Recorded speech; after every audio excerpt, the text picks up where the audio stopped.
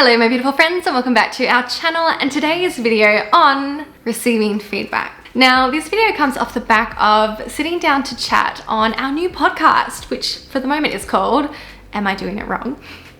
That I'm doing with Christine Barker from Renal Tutorials. So I'll link her down below, because if you guys enjoy my videos, if you enjoy the concepts that I talk about, then you need to go and get a bit of Christine in your life, because we are very much on the same page, but she brings so many extra different perspectives to me that are always so useful and honestly life-changing. So if you want to listen to our podcast, it's a chance where we just chat honestly, authentically, openly, and it's in a longer format, so we have more time to give examples and go off on different important tangents as they come up, instead of being set to a certain time limit or structure. The way that I talk about feedback today in this video will be very different to the way that you hear it on the podcast. So go and have a listen to our podcast. It's episode 3, where we're talking about feedback, and we finish with talking about how we really just touch the surface of feedback. And I'm bringing in this video a slightly different aspect that we didn't get a chance to talk about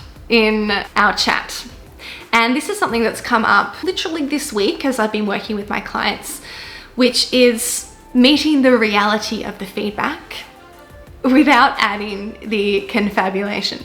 So let's get into it now. Confabulation is actually a medical term, well, as I first heard it, which is when I learned it in the context of alcoholism, where alcohol starts to affect your brain and you honestly are dishonest. You honestly lie and fill in the gaps, as in you lie without realizing that you're lying. Your mind automatically fills in the gaps, and that's confabulation.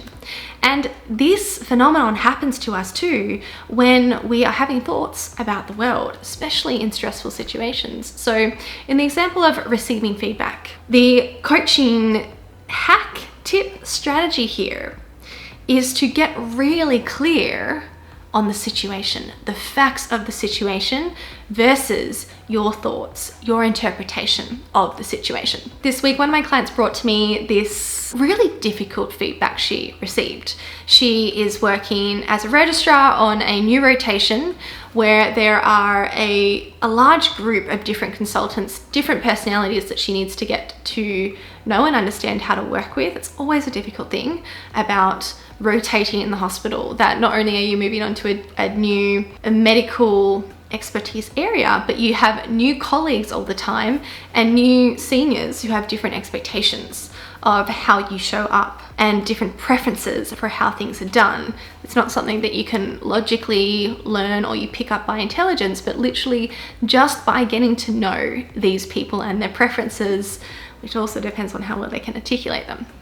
So in any case, she was on the first week of a new rotation where she overheard her consultant talking about her on the phone in the situation where a team had received the wrong advice from her, or executed on the wrong advice from her on what to do with this patient. Now, she told me that she was distressed from what she heard her consultant say about her in this context. But the truth is, she was distressed because of the story she made about what she heard, because of what she made it mean. So this is a really interesting thing, and this is a thing that helps you to not only cope better in the moment with receiving the feedback, but also be able to extract what's important and make good decisions from when you receive this feedback. Realizing what is the fact of the situation and what is the thought about the facts. And this sounds so easy. I cannot stress enough though how difficult it is to do, especially in a moment of stress and distress, which is commonly the case for us, especially people who have we spent our whole lives being validated academically in whatever institution we're in to be successful. That is the most common path we take to arrive at being a doctor. We've had lots of consistent validation in terms of getting that sign off for whatever achievement, accolade you need to achieve to become a doctor.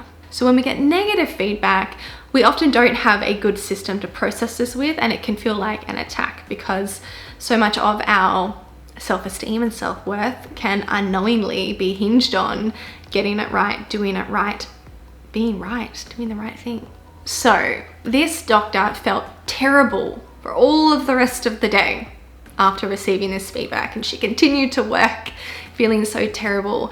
I think we can all relate to how difficult that is to have been a challenging emotional state, and to also have to be productive in that state as well. So she went through that and she brought this to our session, and she told me that she'd gotten feedback that she wasn't being professional and that she'd done the wrong thing. And as it turned out, when we explored the situation, she hadn't actually necessarily done the wrong thing, but she was trying to grasp as much responsibility as she could in the situation, to take responsibility for as much as she could so that she would be able to move forwards and improve. But the bit that I want to focus in on is the idea that was most distressing for her was that she wasn't showing professionalism, that she wasn't being professional. So as her coach, I need to know the facts of the situation so I can work out what her thoughts are about the situation.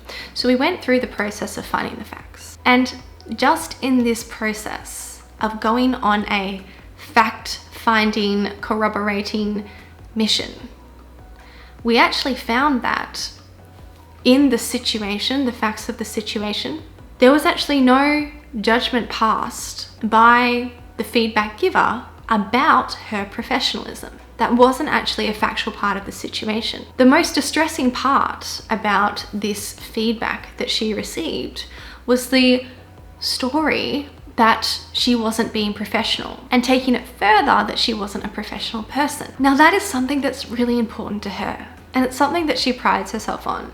Being a professional person, showing up to work with professionalism, that is really important to her. And so it makes sense that her mind was fixated on this potential act that wasn't consistent with professionalism, somebody pointing out or giving her feedback that she wasn't being professional. But her mind got stuck there. It got stuck in the story that she thought she heard, that somebody was saying that she wasn't being professional. But when we took the space to actually separate out what was said, what she heard and what was said directly to her, and juxtapose that with her thoughts, we realized that the feedback about her not being professional was only here in her thoughts, in her interpretation. This was a confabulation. She told me at the start that she received this feedback that she wasn't being professional, but actually her mind made that up. She filled in those gaps. That was not what she heard was said, or the feedback that was given. And just that act of sitting back and seeing the facts versus your thoughts creates so much more choice and control in your life. Seeing the reality of the situation opens up different choices for you. But when we're narrowed in on a thought and interpretation, we're left only being able to see that pathway. When we add this meaning, then that's what it means. This is what needs to happen next. But when we see the raw data and we see there's lots of different ways to interpret the situation, suddenly we choose the interpretation that is most aligned with us, that makes the most sense to us, that is the most true or useful to us. So my beautiful friends, if you have received feedback and it has been difficult for you, and you recognize that you're in a stress response at the time, or you were feeling attacked, defensive, disappointed, concerned, any of those really heightened negative emotions, I want you to first take under consideration that you might not be thinking straight, and what your mind might be telling you is what happened.